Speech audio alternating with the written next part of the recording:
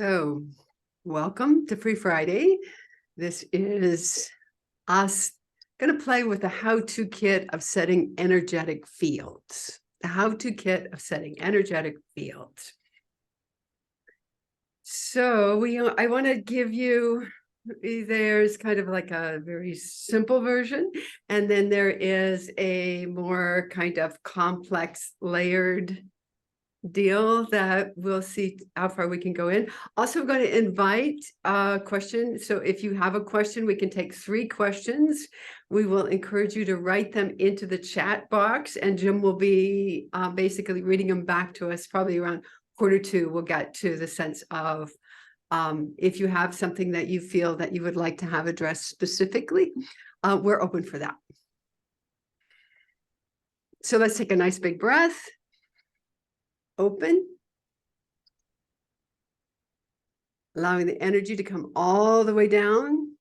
Feel it grounding all the way down through the bottom of the spine. Feel the energy contacting earth connection. Another breath, open. Again, inviting downward flow. Feel it widening through the hips, moving all the way down through the bottoms of your hips. If you want to subliminally learn something, meaning that you don't have to remember it anymore because it's already there. You don't get in and go, well, how do I drive the car today? Right? It's already there. It's like your body knows how to do it. For that to happen, we have to be grounded for that level of subliminal register. So one more time, always encouraging, right? Nice breath, open, and feel the grounding coming all the way down and then widening through your grounding. So you feel the energy moving all the way down through the bottoms of your feet. Join the ooh la la club, yeah? Nice.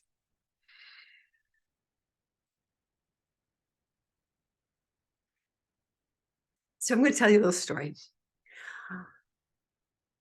My dear Uncle Bert, he was a logger. He owned his own logging company, worked hard. It was like one of those rally mans, strong, pushing, always focused. He's like owned a Caterpillar, he's out there basically logging in the woods. I didn't know him very well because when he came home, he would usually just sink into his little corner chair and watch some television. And that would be about the end of it. And all us kids, right? I'm probably 5, 6. We know to run by him, stay out of the way of his TV set. But for the most part, there really was no level of interaction. I don't remember any one time ever actually talking to this man. And he had 1940s, he used to chew tobacco. And so I would watch him. It was a little creepy sometimes, he'd chew it and he'd spit it into a little can. And it's like, so I had this strong sense of him. And then I noticed that he seemed to be there, whether he was in the chair or not. It was like nobody in the entire household, and there was probably about 10 of us running around in this little community, would ever sit in the uncle's chair. It was not even considered that we would. So we could acknowledge that the energy of Uncle Bert was there, signatured in that chair, whether he was sitting there or not. And that was my first experience consciously of an energetic field. I didn't call it anything like that. It was just that you knew that you just didn't go into that space, that it was basically a kapu, forbidden to enter into that spot.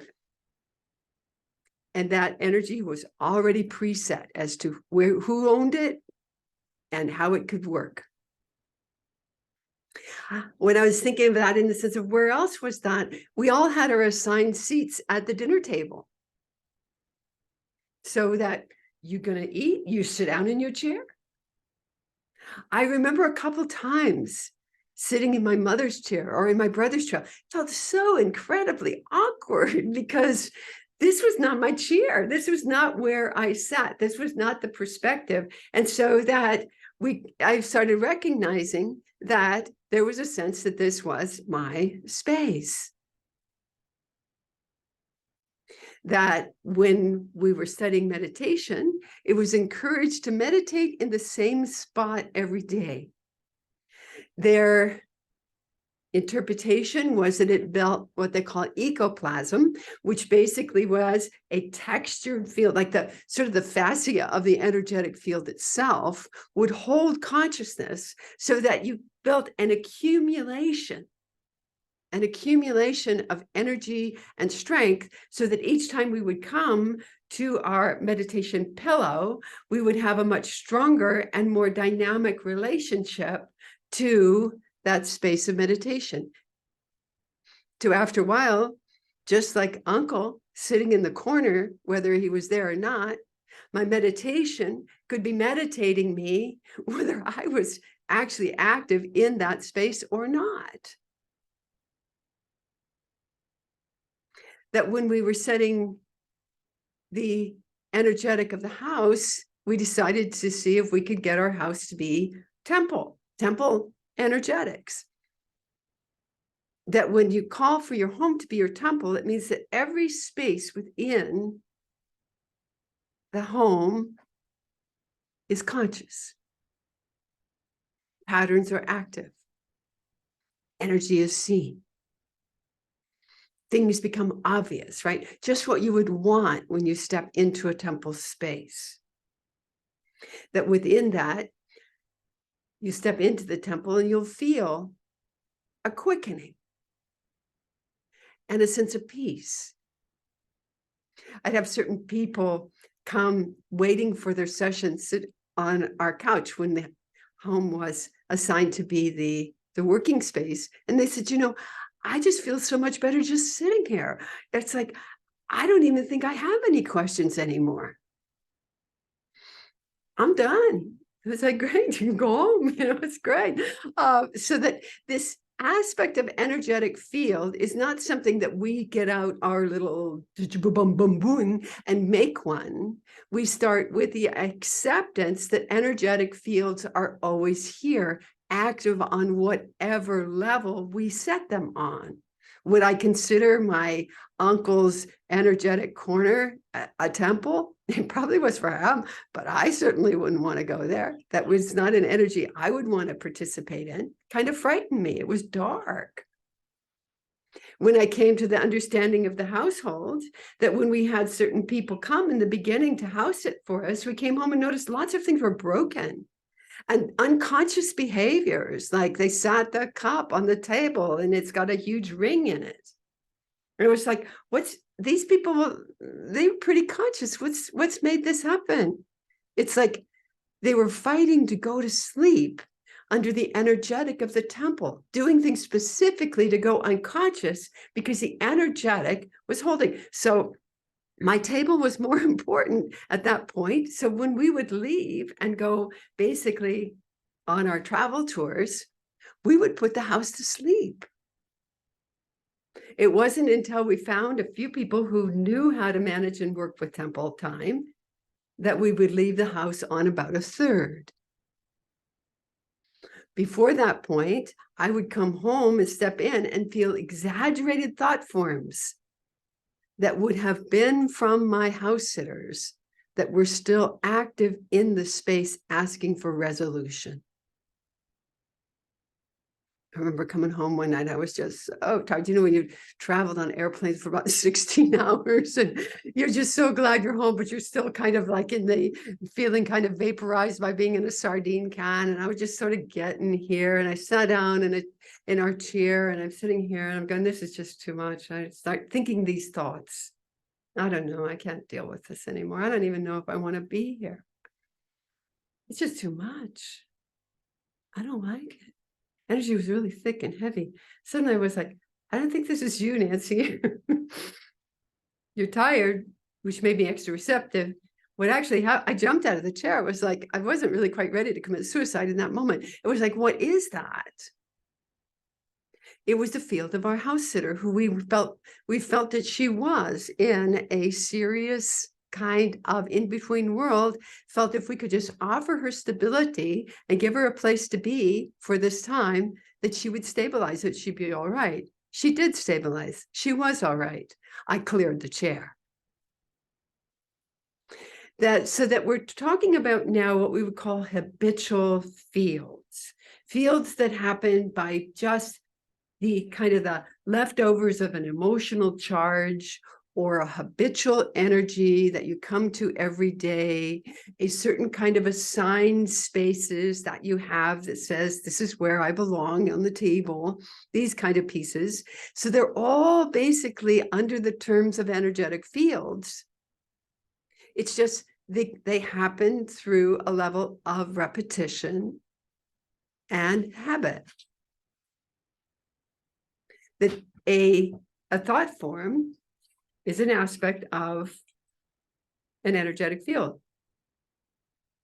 When this was in our house, Errol and I was like, we would go through the beginning before travel, right? When we're gonna do a workshop, usually Errol and I have to live through all the reasons why you need to do this workshop, right? All the things that are gonna go wrong, that it's like basically where it is, that is the broken hole in the bucket. Errol and I would, if it was in us, we had to experience it before we left, even if it was small, because we're gonna teach this. That means it's gonna get bigger in us as we go along.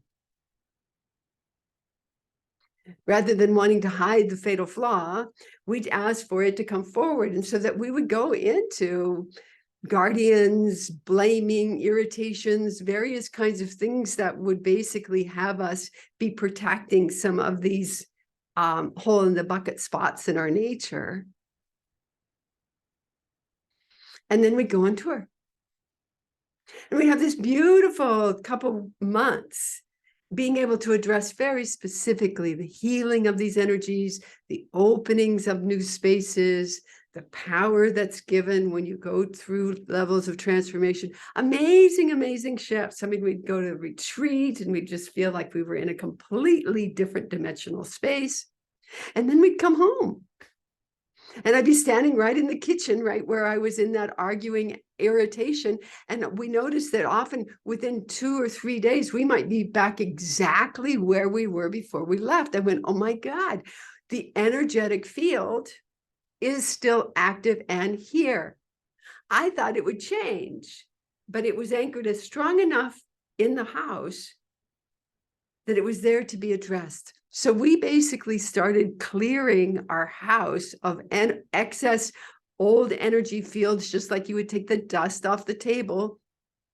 We started clearing the different energetic holds that were in the house, especially from emotional traumas and hurts, because it was so easy to step back into that level of charge.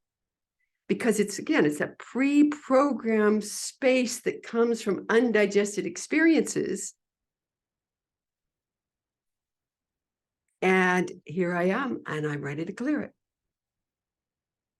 So we even started using our housekeeper to help clear the space. We come back, the energy was fresh and clean. You learn from experience.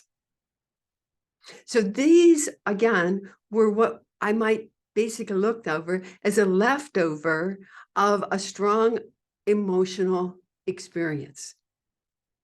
When we came to realize that we could consciously set energetic fields,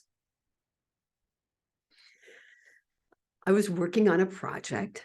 I thought, wouldn't it be great if I'm working on this project that I could go away and the project would keep working on itself, so that when I would come back to this project, I would get this eureka experience. I would get this sense that, wow, the answer's already here, or the next step was obvious, or the person that was supposed to call rang in and things got settled very quickly.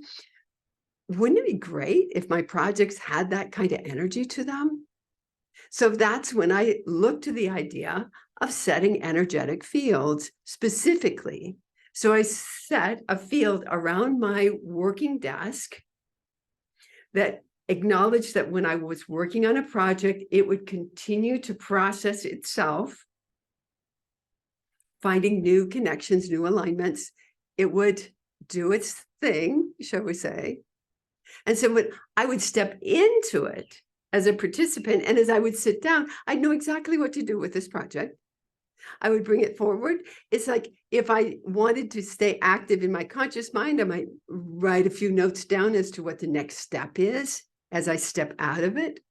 But the level of energetic would be consistent and continual, just like the meditation field. Only now the difference is I'm consciously setting this thing. Therefore, I'm going to have a much easier means of being able to track what happens. So how does one set an energetic field? Basically, what we're doing here is we're acknowledging that there is a quality of consciousness that is necessary for whatever we're doing. A quality of consciousness. That where that's going to be really apparent is when that quality of consciousness that I need to do what I need to do is not here. So that when we come with a sense of what the energetic field is for, why are we calling for it? Where is it going to be? It's much easier if you can anchor it into a physical space. I started putting energetic fields in my car for safety and for a sense of pleasure and inspiration. I put a nourishment field in the kitchen. Everything that comes out of there is blessed. I put a clarity and truth field in my therapy room. So somebody sits down and they're just going to cut to the chase and tell me the truth of what goes on, right? So that there was a sense that here's the space that I'm going to utilize it in. Again, when it's grounded into the physical, it has a much stronger level of velocity that it can hold. We can make traveling ones, and I do, but I love it if I can have an anchor for it or a place that is its home. That if it is based on a level of need, because we're talking about building a magnetic field,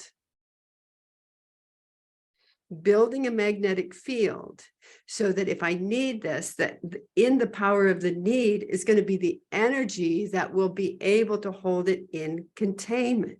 So if I need to have clarity, connection, I'm going to set the field energetically for clarity.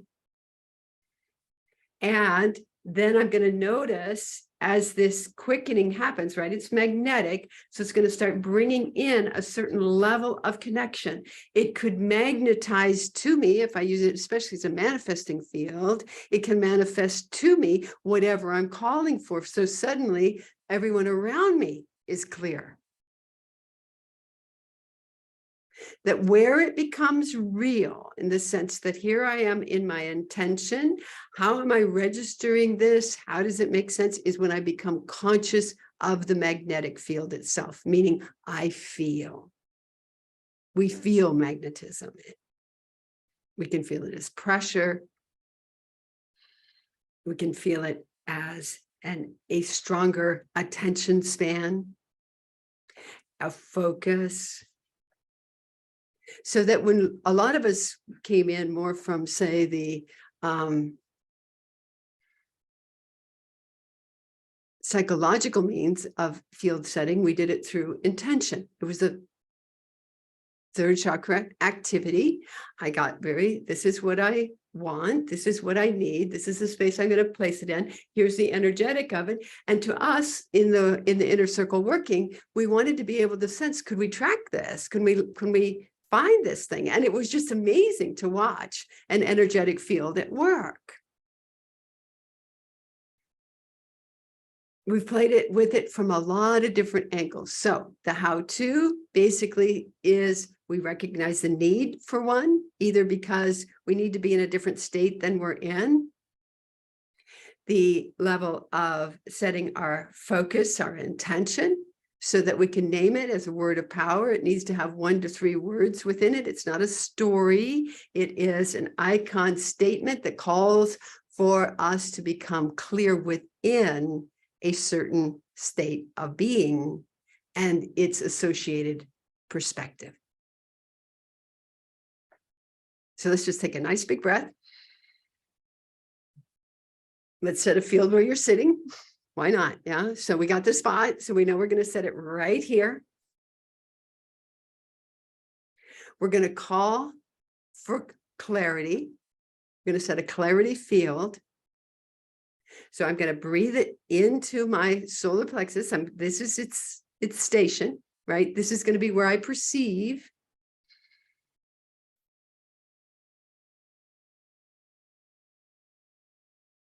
And right then, you'll actually start noticing subtle shifts of awareness. Often when I am unclear and I need to be clear, so I'm calling for the field, I usually feel it burning away a lot of brain fog. So that the field, if there is something present within, that is basically in the reason why I can't be clear, I may have to acknowledge that consciously. So that maybe I call for clarity. What do I get is a recognition, a bigger awareness of how confused I am. That in this, that larger field, you ask and it is there. It is given, right? You call for an energy field, it's already present. It's not like we get it by degrees. It's here and we warm up to it. You turn the heater on, heater keeps going. Your space eventually gets warm. So that your perception grows into this space. So maybe you burn through a certain kind of confusion. There's a deeper understanding of why you would be confused in a certain situation, where it would seem like maybe you've got an expectation of something you're supposed to do and you really don't want to do it. So you're confused about it, right? We call for clarity. That often when I set a field in, my energy awareness gets pretty quiet for a while. My fields are not really noisy. I'm probably the noisiest before I get around to setting a field. Then I got a lot to say. But it's like once the field gets set, it's already a concentration and connection. And it's like once that energetic starts to be felt, what is going to happen? I'm going to feel what is here. So the field doesn't take over. It digests whatever it is that it has been in the automatic field before you got here. Nice big breath.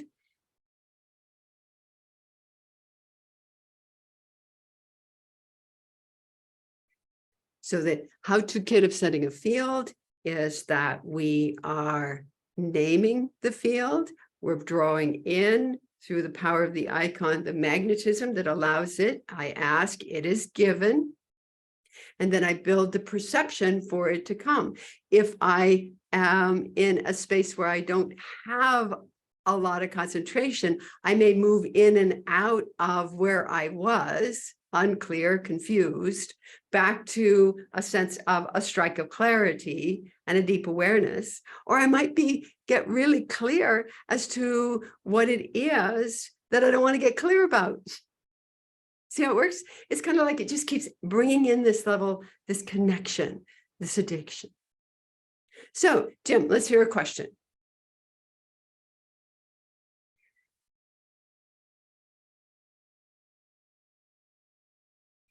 You'll need to unmute. Okay, we have a question from Shanta, and her question is, In the grounding process, it seems as though the back side of my field needs more attention than the front side of my field. Is this really true in terms of grounding a field of light? Well, it sounds like it's true for her, right? Because she's having this experience. So I think that in the power of grounding, we have two aspects of ground. We are grounding right down through the center, right? It's our central channel, right down through the base of the spine. And then we have a secondary line that will come down and connect down through the bottoms of the feet. What I would suggest, if you have a sense that your field is less present in the back than it is in the front, the easiest thing to do is start walking backwards.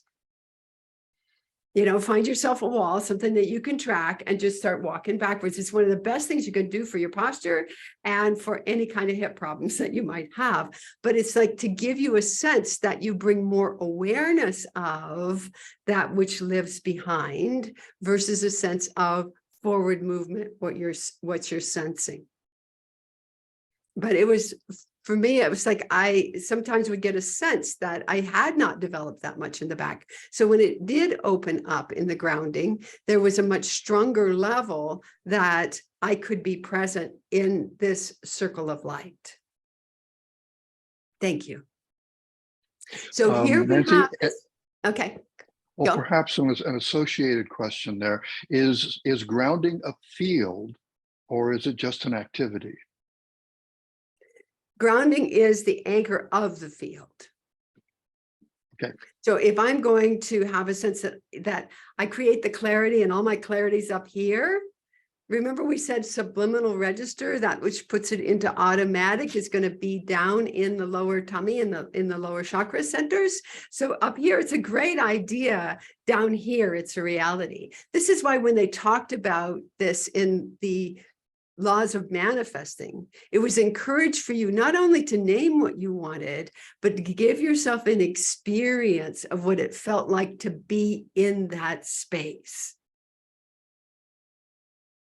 So that I go and test drive the car that I want and get the feeling for what it's like to ride in that car. My feeling body actually is more magnetic. It's going to give me a sense of permission and connection, much bigger than what I would have had before. When I wanted to be, I grew up on the poor side of life, and I wanted to be a rich girl. I want to have rich experiences. I want to go to the fancy restaurant and have tea, but I didn't have a lot of money. I mean, you pay $7 for a cup of tea, right? It's like, and so I would go and I would have my budget to be able to have teas and crumpet, and I would sit there with my little teacup in the sweetest little Plumeria room restaurant, which for me was a big deal. For people that were used to it, it wasn't that rich and fancy, but it was really that for me.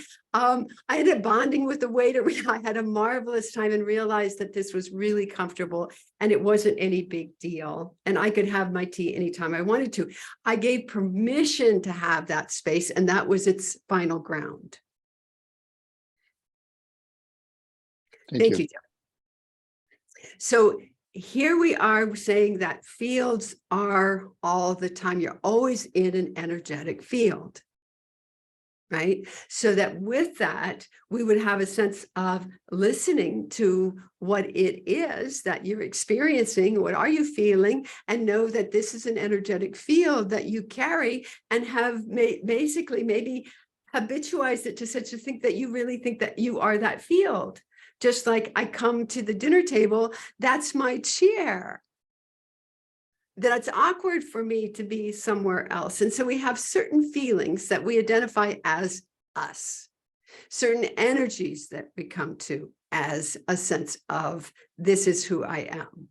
When you start to go through changes, what changes is the density of the field and its content. So we turn around at some point and go, I would like to be happy.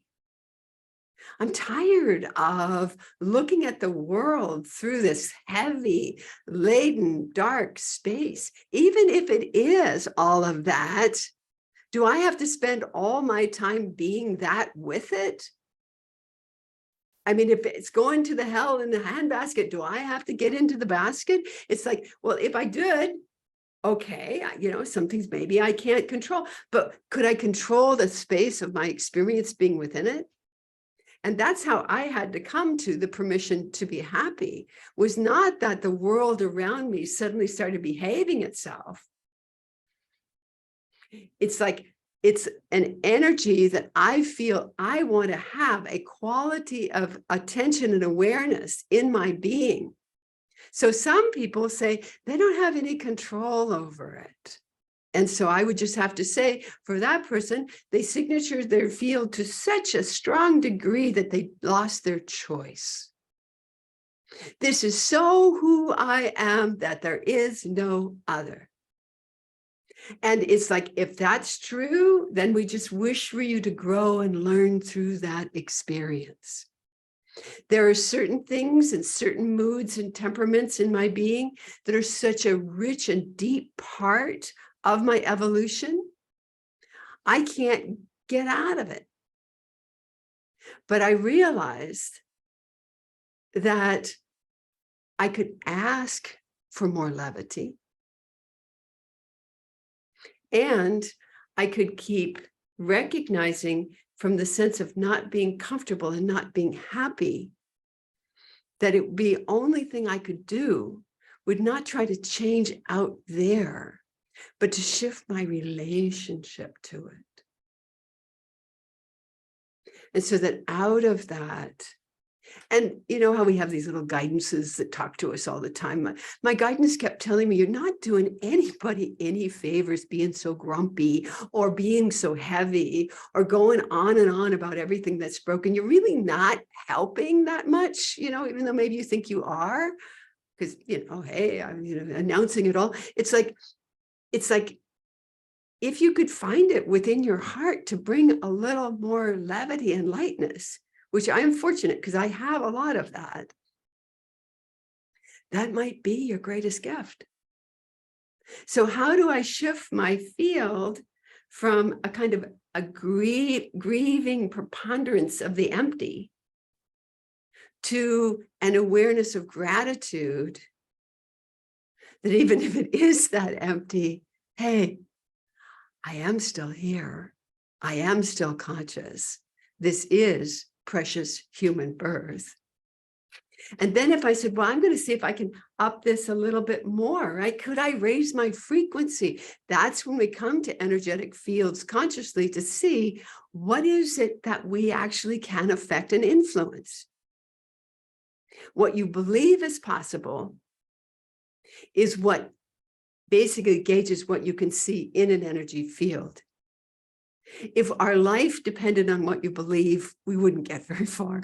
It's like there's a whole other level that goes beyond the structures of the mind and what it endorses. A whole other level that is available that we call evolution. When I came to the idea of us talking consciously and maybe getting a little more, shall we say, dedicated to creating energetic fields that work for you, meaning that you can come to whatever space you're in with a level of gratitude that whatever it is that you are experiencing in this moment is important. So it's not the happy, sad, chi-chi, glow kind of stuff. We all will have those moments. It's a deeper thing than that. It's a place that says, can I appreciate the power of consciousness itself? And for me as Curious Kitty, to what degree can I call forth?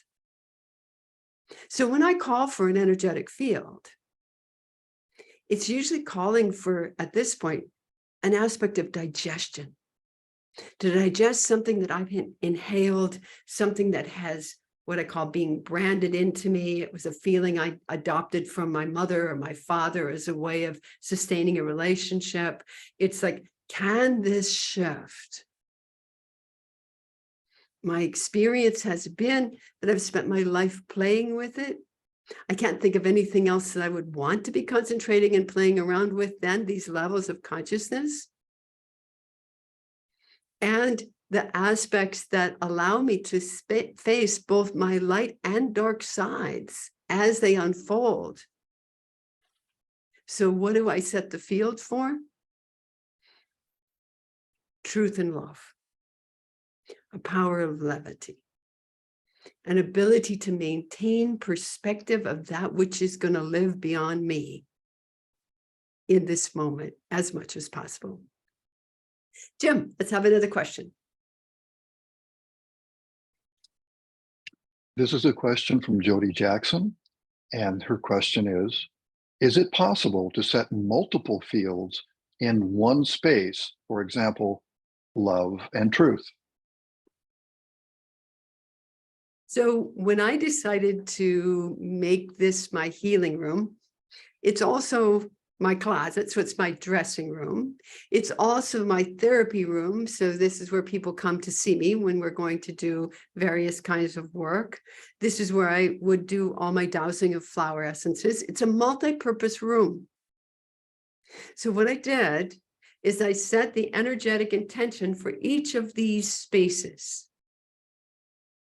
so that the energetic of I'm going to be seeing clients, that I thought of it in the sense of kind of like when you have a theater piece. And so we're going to do this scene, down comes that all the backdrops that are necessary for that.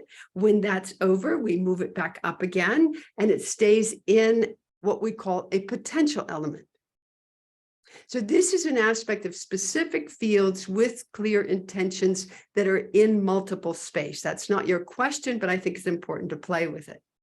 Because I have a tendency sometimes to be a little lazy, I'm not going to go, oh, what one do I want now as I walk in this room? What I did is I put a sensor light on the door. So whatever was in my intention as I walk in the room, I am going to get my clothes on, I'm going to flower essence time, whatever it would be, that would immediately appear. I love that sort of thing. And it works every time. So the field's already here when I step into it.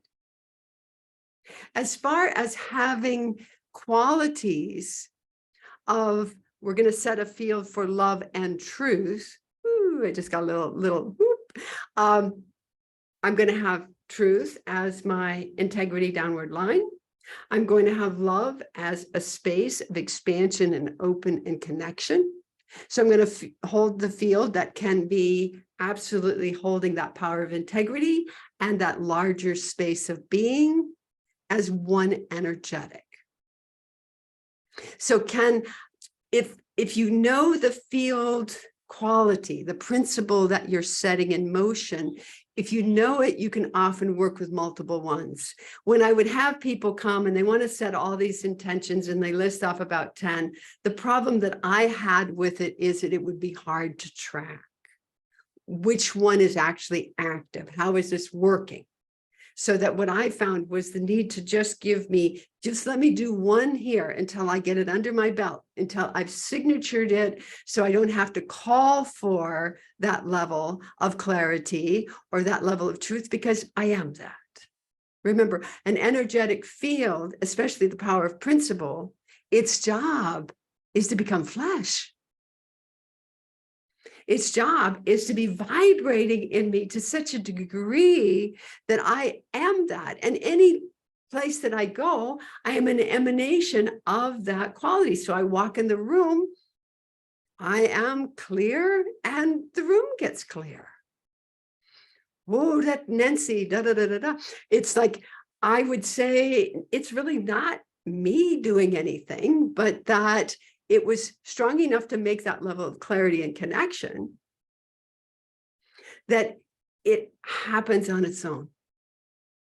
So then if I get 2 or 3 different principles that I want interactive in this space, it will probably take on a different name or a different principle alignment. Some people take these powers and allow them to be represented by archangels, so that they have the Hebrew name that will be calling forward the power of that angelic presence.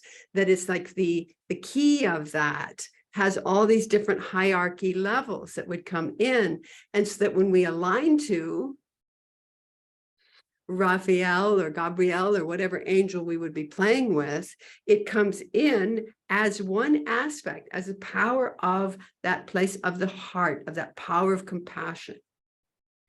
And that then from there, in the energetic aspects, they talk of it as having aspects or the orders of angels. They said that the frequency of the original core aspect is so high that we might just be crumbled into ether, should we even place our eyes upon it, so that the power of this, as it comes through in the order of angels, gives us specifically what it is that we need. And you can see these in the movies that are, it's quite well done. And so that there was a movie called Michael, and his energy was, he was an angel, and he was like the power and the sword of righteousness. He was the power of Michael.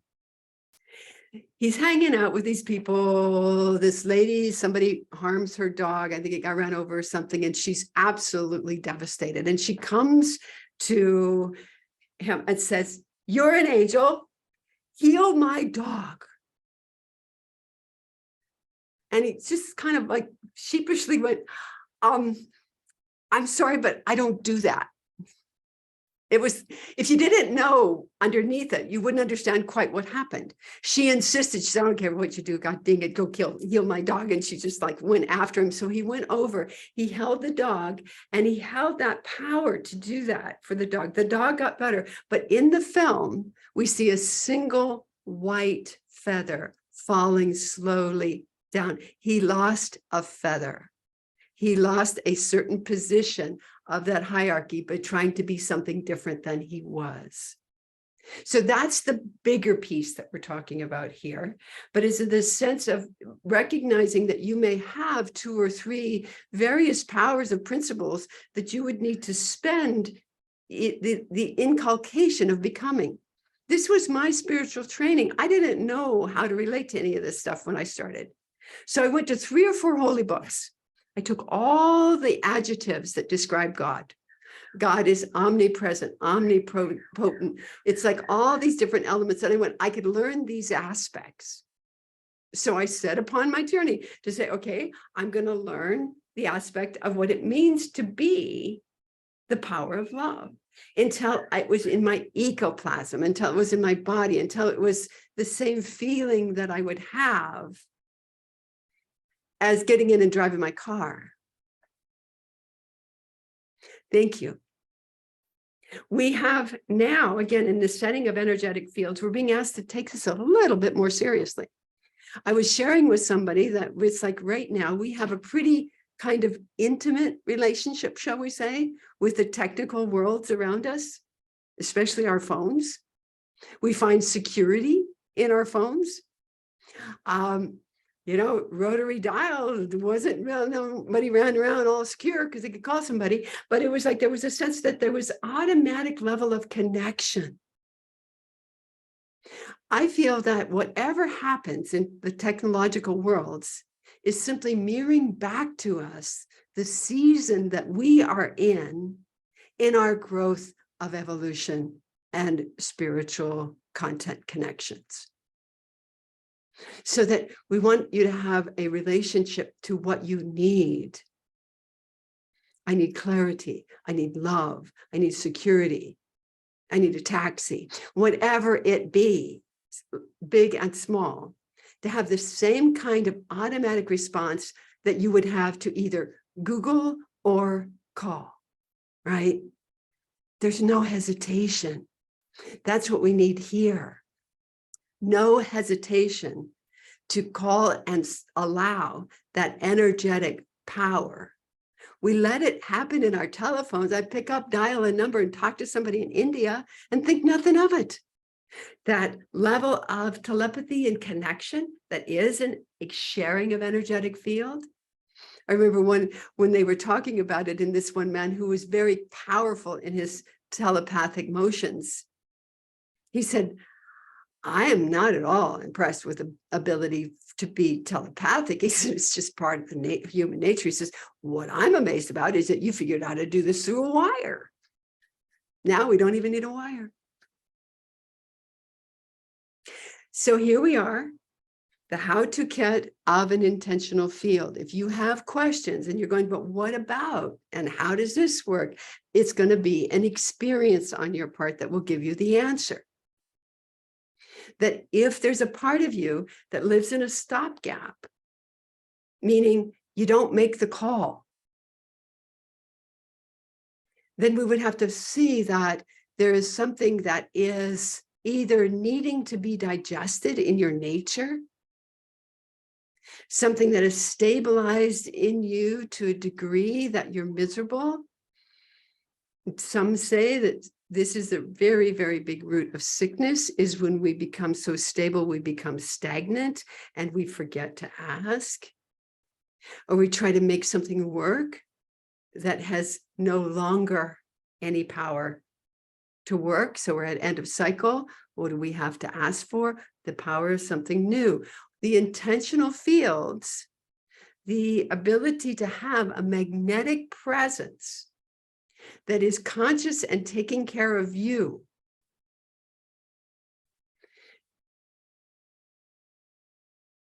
What can I say? So it's either going to be that you made one. I made one when I was 3 years old, and I've been using it for 55 years. And so far, it just keeps going on being the same, right? That kind of thing. We could do that. Or we could come and say, maybe if there is a sense that if it is the same and it works for you, hey, great, harvest the corn. That if it doesn't, and you are suffering, the powers of your suffering is to call for a new energetic field. There came a time for me when I was eating too much sweets, too much sugar. I have a system that is kind of sensitive. It's like it gets too sweet. It doesn't work out so well. So that it tells you, don't do it, do it like this, do it like that. It didn't really help anything.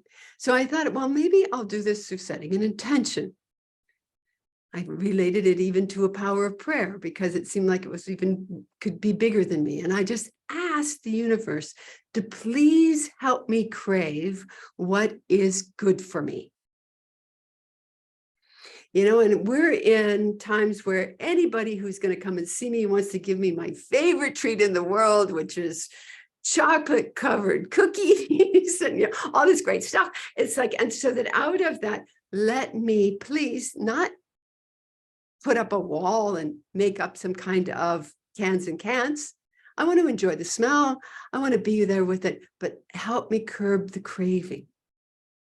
Help me curb the unconscious part that would reach for something that I know is not going to sit well in my system. So I set the intention. I don't really believe it's going to work. I never really believe a lot of the stuff until after it happens. That the setting of that, then as I watch myself being in a situation and going, oh, I'm kind of busy. I can't really have that right now because I don't want my energy to fall. I started being more conscious of what was happening to me with an excess sugar diet. And I started noticing that there wasn't a part of me that was even craving it or wanting it anymore. This is like a miracle to me that I could set an energy field and it would make it simple to do what I need to do for myself.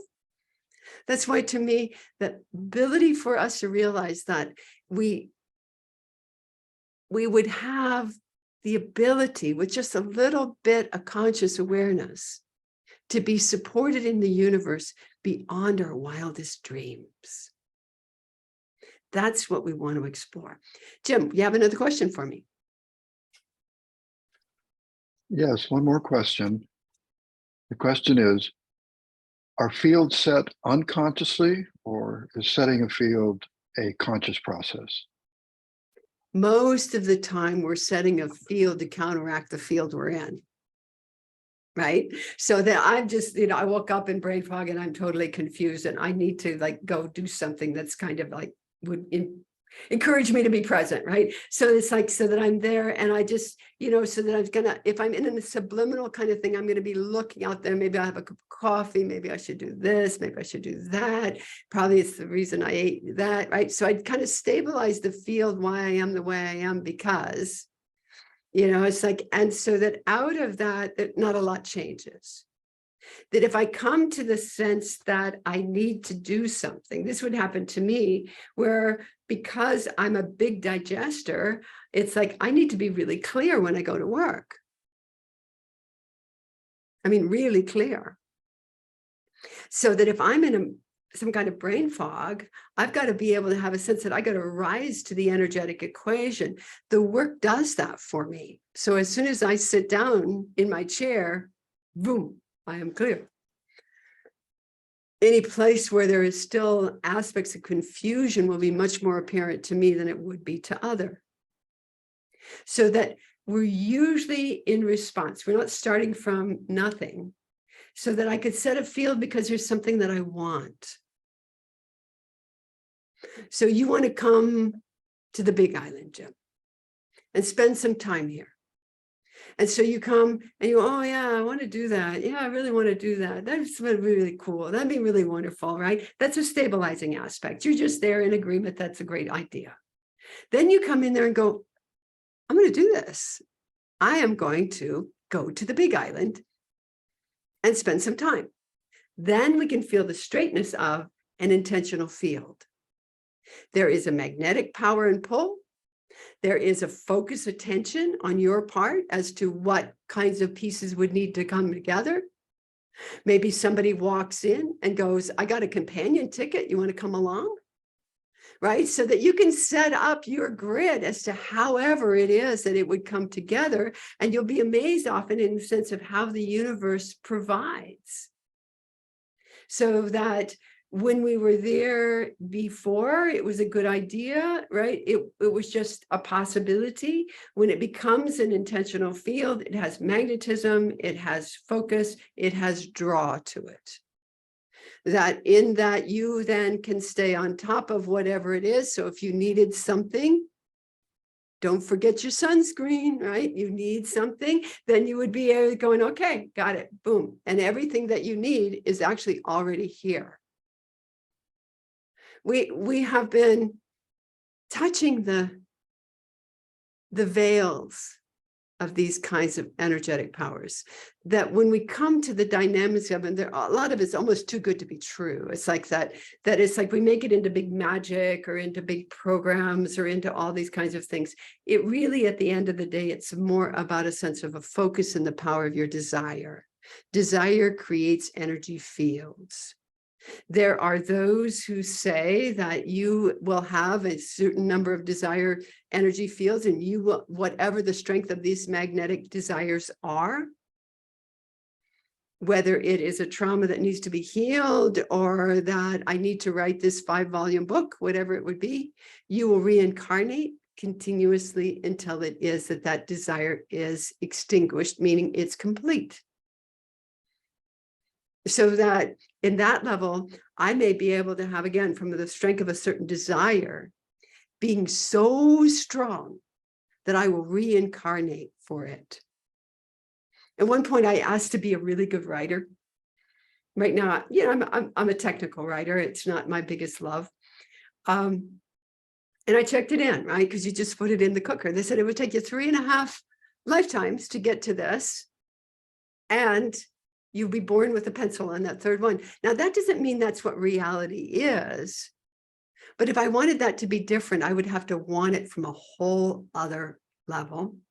And because I don't have a real conscious register lifetime to lifetime yet, it might have to wait till, like the Buddha did, right before he gets enlightened, he gets to see them all. I might hear it after the fact. But the sense that when we're coming to this deeper space of what's important, the reason we're here is that we want you to recognize that you've got some very powerful visions and you've got some very strong dreams that you would like to see unfold on this planet. Now, for a much larger humanity as well. So that when we were talking about being able to make shifts in consciousness on this planet, a good friend of mine said, it's like, if you really want any shift, it's not going to be who you elect for the president the next time. He says, the consciousness of everything has to rise. He gave me raise 40%. I thought that was a good goal. And so I set my intention to raise my awareness and my level of consciousness 40%. I still haven't figured out quite how to track that, but I can tell you when I'm not clear. I can tell you that my focus now, when I concentrate on something, can burn holes in it. It's like, it's pretty and strong, right? It's a learning curve. And so that if we think of an energy field almost like entering into a school, and we set it, the gauge of what it is that we want to experience, grade by grade, vibrational frequency by vibrational frequency. And the key is to really appreciate every stage of the game. That it isn't that I want to get up here somewhere. That's the ideal, but to have the experience that allows it to come into an automatic space of being in consciousness. So if we look to this rise, this level of increasing our awareness, which is kind of what our summer's about, there's going to be an increase of awareness of who you are. There isn't any magic little something over there that goes, oh, you want to be like this or that. It's go, no, this is who you are. You decide where you want to take this. We'll just show you what's here. I think for some people, it scares them because they think that what's here is something that's really like all their unfinished business or their dirty dishes or whatever they've sort of thought was going to be there. What I have a sense is that this level of quickening and this power that says that the strength of your light and the power of your love is going to ground itself in a much bigger way. And so we're going to have this level of connection and empowerment bigger and greater than you might ever thought possible. That if you feel that you have some dark spots that need healing, if you walk around in some kind of fatalistic tone and don't know how to get out of it, that you're caught in the void, the universe will show you this, and then you start asking questions. What is this power for? What is your function within this? So that in some days, it may not, me being happy might not be the most important part of the day. Me being concentrated, me being participating, me being capable of giving and sharing and creating some level of goodness. That might be the more important thing. When my energy field goes down, where I start turning into a level of either hurt or shortness of breath or grumpiness, I take it inside and I rest. Sometimes I set a field to rest for 5 minutes and wake up refreshed. Sometimes I may take a whole day. It depends on what is available and what I'm doing. That we have this conscious element, not to manipulate and turn ourselves into something different, but to digest and feel a much bigger sense of engagement and power to what you have been given. So the summer is going to show us this is what's here. If you are complaining because you want something you don't have, that would be a good cue that you need to set a field.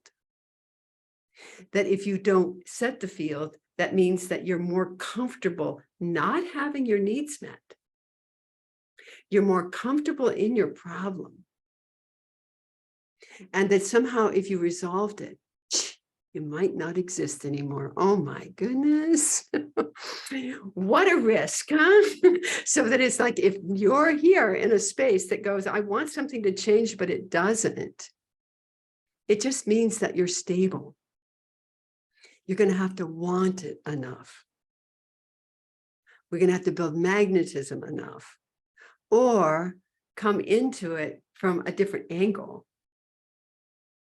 The student of the divine, what will happen if I ask? What will unfold itself? What's possible here? That's all light and space. That's why we're here. Grounding the light. So let's take a nice big breath in the heart. Thank you for your questions. Appreciate it very much.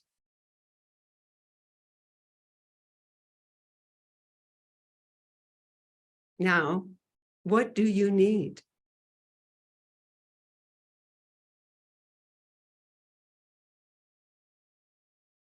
And whatever it be that is named, give permission for that need to be met. Your permission will ground it into an idea, into a power of magnetism that you can ground. That place when you wake up in the morning and go, it's happening. We may not know what or why, but you can feel the difference. So what do you need?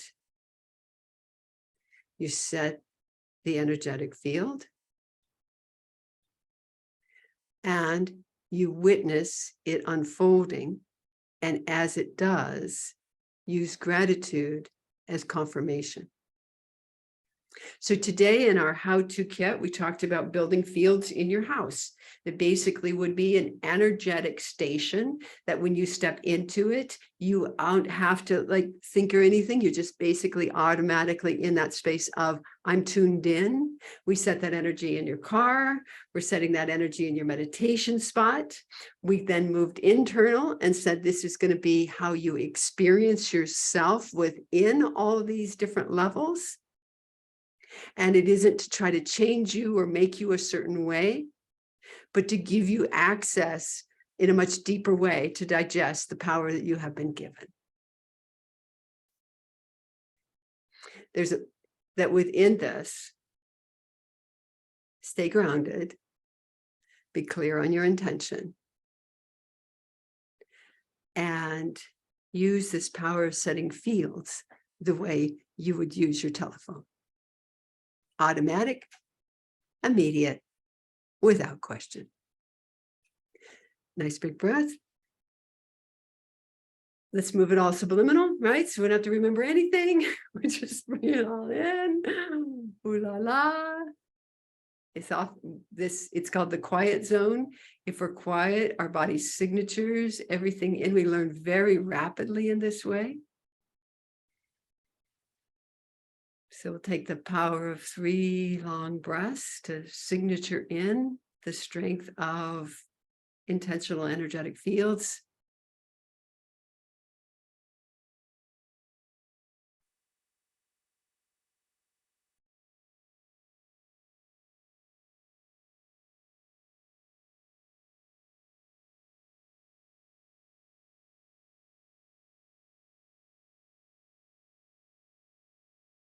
If you are suffering, if you're having a problem, I'm not here in any way to say, snap your fingers and get out of it. I greet you in whatever it is that you are learning with the utmost of respect and honor. Not all parts of my world are all rosy queens. There are many places that I come to that I recognize as great levels of change or transformation in my being. I'm humbled before them.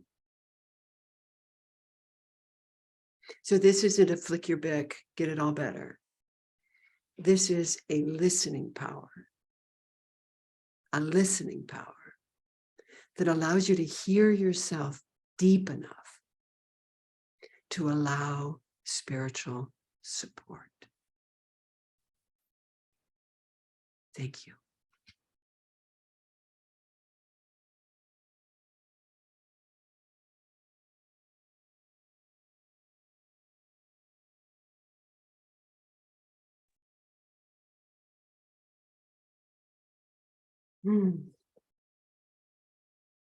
I love that. Every once in a while, you get a sense that you hit a home run, out of the field. yippee, you know, that kind of deal. So, thank you. Appreciate you immensely, and stay connected. Thank you. Aloha. It was marvelous, Nancy. Oh, thank you, Terry. Thank you so much. Yes, Aloha. So good to be with all of you. Thank you so much. Thank you, Nancy. Thank you, Nancy. Yeah. Mahalo. Hey, thanks, Nancy. Lots of love. Thank you, Have a Carrie. good weekend. Aloha. Thank you. I really appreciate all of you. Thank you so much. Aloha.